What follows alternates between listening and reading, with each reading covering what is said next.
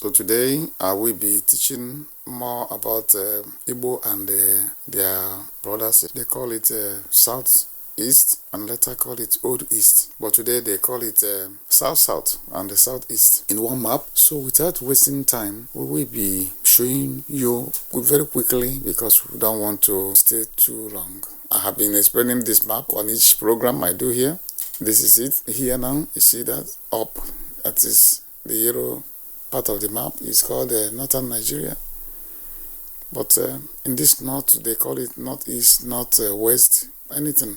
I don't know, that is confusion. That's not what we're here today. But we already know that this is geographical location. This northern area, this is southern area, this is western area, and this is eastern area. Now in the north, you find Hausas here. They call them Hausa people. In the west here, you have a mixture of people. You have TVs and other people, then including Yorubas in the west. But in Nigeria, they call them Southwest. I don't know how they made their map. They call here Middle Belt, and all these blue areas supposedly Middle Belt. They call this brown area Southwest instead of the West. Although some of their territory fall into the south, but this area supposedly a west, but they call it Southwest, and they call here Middle Belt. It's up to the people to come to the scram or to reclaim. I don't know much about it, but I want to talk this green area, southern part of the map, but they calling it southeast, and formerly they call it eastern region. You know, during the war, they keep changing the name. They started creating states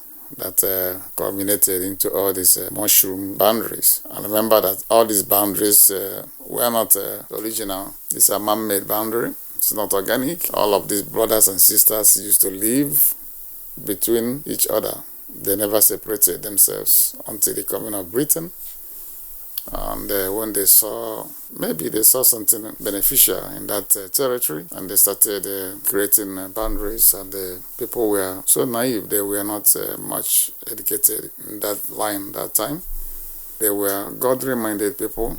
They believe in honesty, and they never know that people can lie for a living.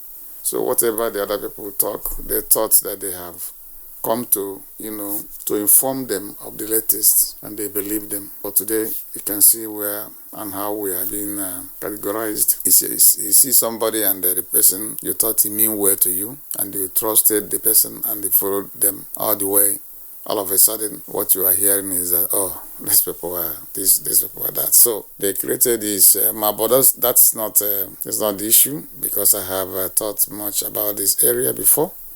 So today, I wanted to stress so many things. I want to touch so many areas where Igbos are faltering, and the reason why we should raise up to fill that gap, so that those of them that are using it to infiltrate and inflicting pain on us, we should find a way to stop it and try to put security to our life. Because having not do that, or haven't done that, it will culminate what I call the porosity in our area, and we will not have a base as human. Other people, they can come in and go out anytime they want. The same thing we cannot do to their region. All of them are frequenting in our region without permission. So we have to stop it and find a way of doing something that will cause us to put security to our land. And they have injected, they have used media to inject what I call visibility into the brains of our people, making them all thinking that, oh, I am this tribe. Oh, my tribe live in a more greener area. I am that tribe. Oh, my tribe live in the coast. I am that tribe. Oh, we live in the riverine area. Oh, we are almost in the river line. We are in swampy.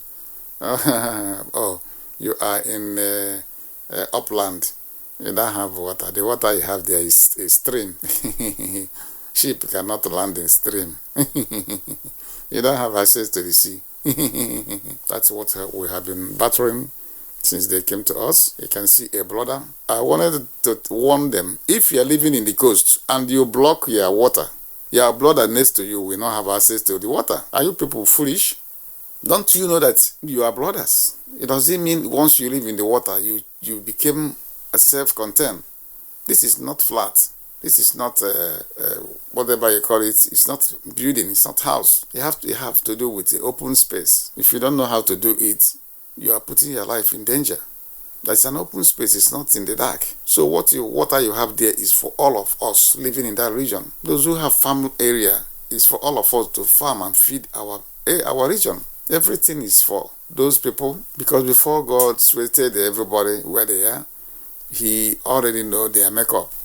So don't use that makeup as a sign of weakness. Use it as a sign of strength. Because of that, I would have wished when you are living wherever you live, you are living there for other people. You're not living there for yourself. Because why do we need to unite ourselves together? If you have, in the olden days, it used to be tiger, lion, and the other dangerous animals that are disturbing our ancestors. But today, it's no longer that. It is human. They mobilize and start, constituting a nuisance to other people. So, if we are not united, my brothers, my friends, you could drag whatever is very close to you and own it. But when attack comes, you wouldn't even defend your territory.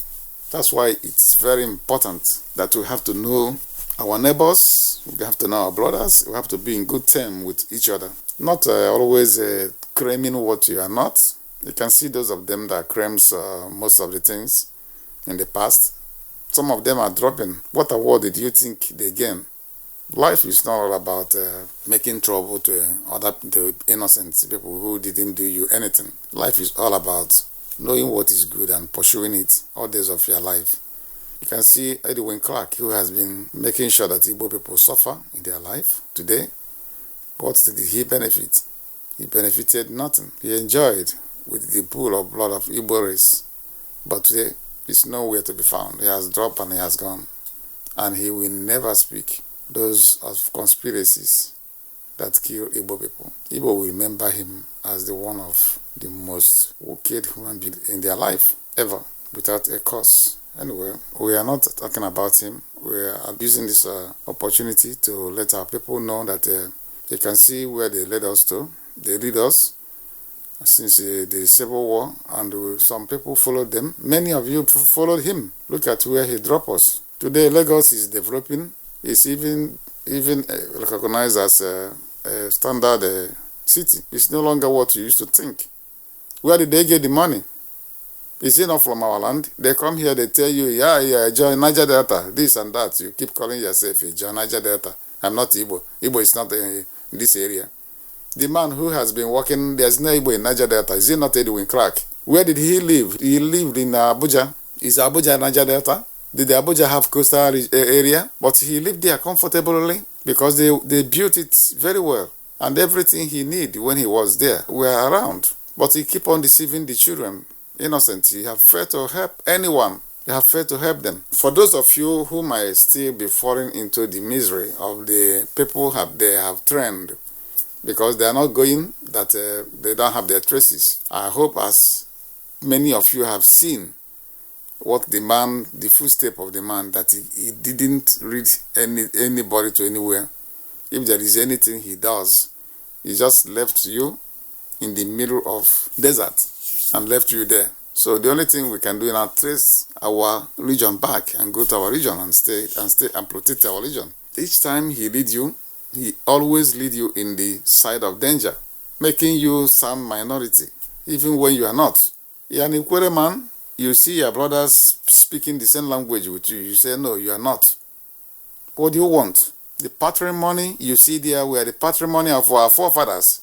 There is no way you will expect us not to just to keep quiet. You're an Igbo person when your fathers were there, and when your father left, I don't know whether people came into you and started deceiving. It cannot allow people to deceive you, for God's sake. We have not done that to anybody, to go to their region and start deceiving them. There is no way. It's not acceptable. If you are living in a land and you feel that this land, you don't want to answer your father's name, you move out, you get out from there. You don't just stay in your father's land, shitting on them because they are no more. Your father always marry your mother so that they may have you to represent them when they are gone. You cannot delete the names of your forefathers, change it and shit upon them, name them and shame them. Why?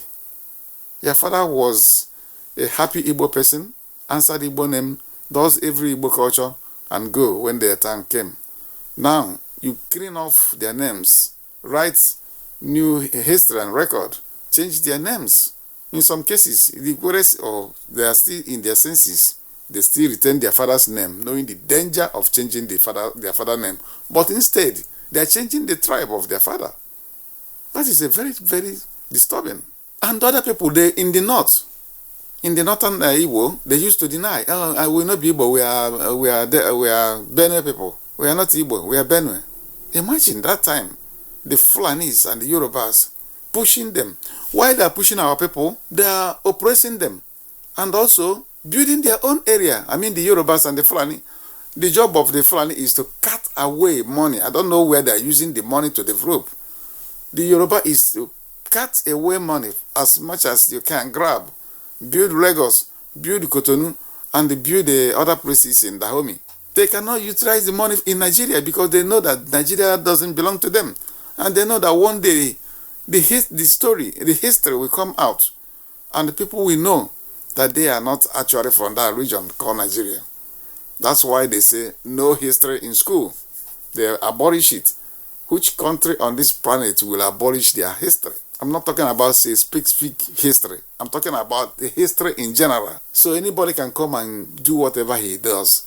If we go, then the whole thing disappear on the tiny air. Well, the issue is now in the Igbo area. I wanted to use this opportunity to tell Igbos how they are here today, how they got here, and what they will do to try to get out of here, because this place is actually not good. This place where we are today are not good. It's not good. All right. For Mary, they used to call us. They used to